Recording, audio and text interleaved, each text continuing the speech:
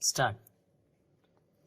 Sir, this is one of the most significant tax reforms in India in recent history, which has been debated within the political and economic system of India for the last almost over 15 years. The government had, in the last decade itself, appointed a task force headed by Dr. Kelkar, which had in 2003 first mooted this idea of a uniform goods and services tax in India based on the VAT principle. This was considered by the government and it was first put into public domain through the Parliament in the year 2006 when it was referred to in the budget speech of the then Finance Minister Mr. Chidambaram. A tentative date that it could be implemented and rolled out by 2010 was also indicated at that stage. Discussion paper on it was released in November 2009. There was a joint group of officers between the centre and the states which was formed in order to do a lot of technical coordination, and a formal constitutional amendment was introduced along with the budget in the year 2011 itself. There were two parallel tracks on which discussion on this went on. The first was that the government had created an empowered committee of state finance ministers which considered the draft, which also interacted with the union government and had been suggesting several changes as far as the goods and services tax proposals were concerned. Simultaneously, this was also referred to the Standing Committee of the Ministry of Finance, which in August 2013 submitted a report which was again sent to the Empowered Committee in November 2013, and some suggestions made by the Empowered Committee were duly incorporated by the government at that time. In December 2014, after the change of government, the Cabinet approved the amendments. This was preceded by a series of discussions between the government and the members of the Empowered Committee.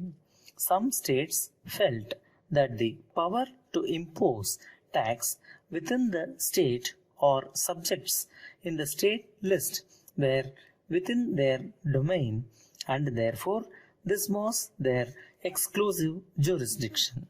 Some manufacturing states felt that since this was intended to be based on the destination principle and the consuming states would benefit more, hence there would be a loss suffered by the manufacturing states themselves.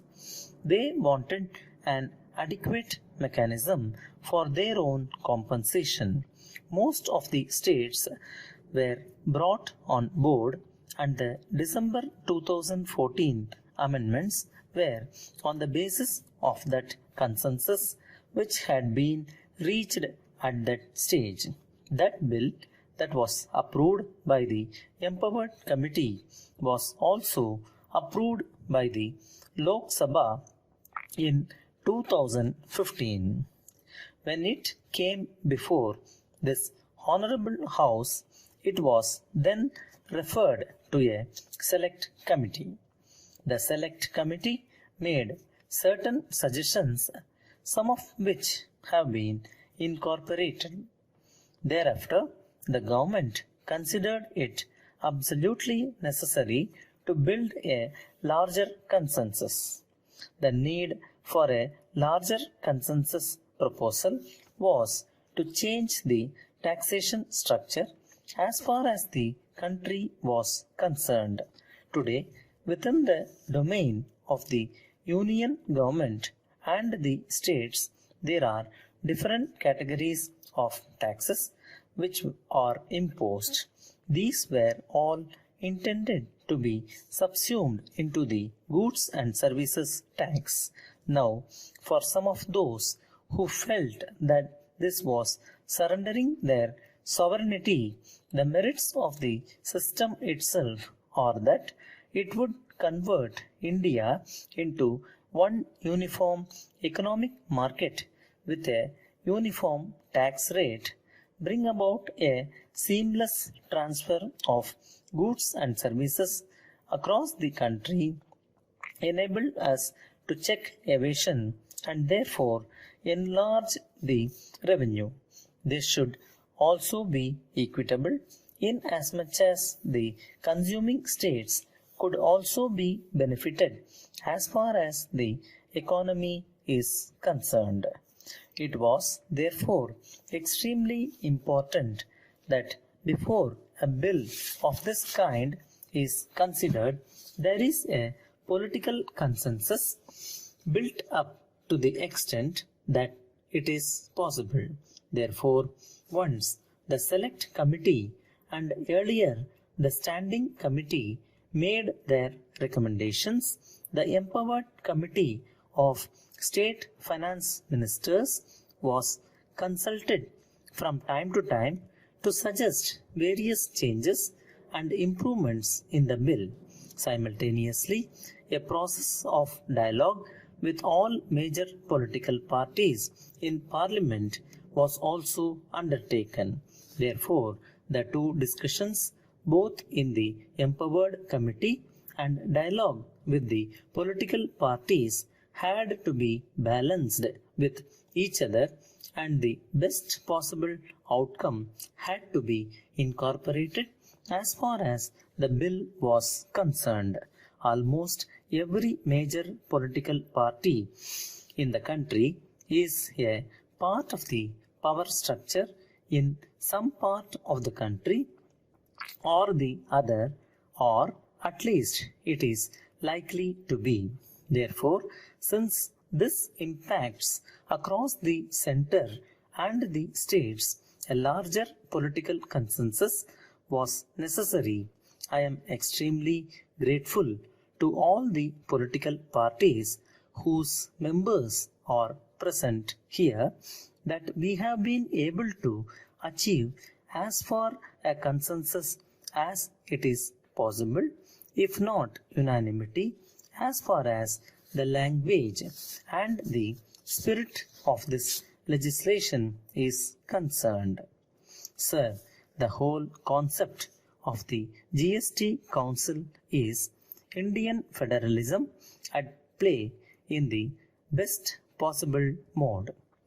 2/3 of the voting power in the GST Council would belong to the states and 1/3 of the voting power in the GST Council would belong to the center. The votes required to settle a particular issue are 3/4, and therefore necessarily the GST Council has to work particularly under a consensus, and therefore the center and the states will have to work together. Therefore, this would be federalism at play, under which the GST Council itself would then be able to take its decisions. Sir, the whole object is that after this Constitution amendment is approved and ratified by the states, the Council would come into existence. Subsequently, 3 enabling laws, 2 by the central parliament and 1 by state legislatures, will have to be passed. The 2 central laws would be in relation to the central GST and the interstate GST. The state legislation would be with regard to the state GST. Hopefully, once the Council approves those legislations would be brought before this Honorable House. Parallelly, the IT backbone which is required to support the GST network is also being prepared.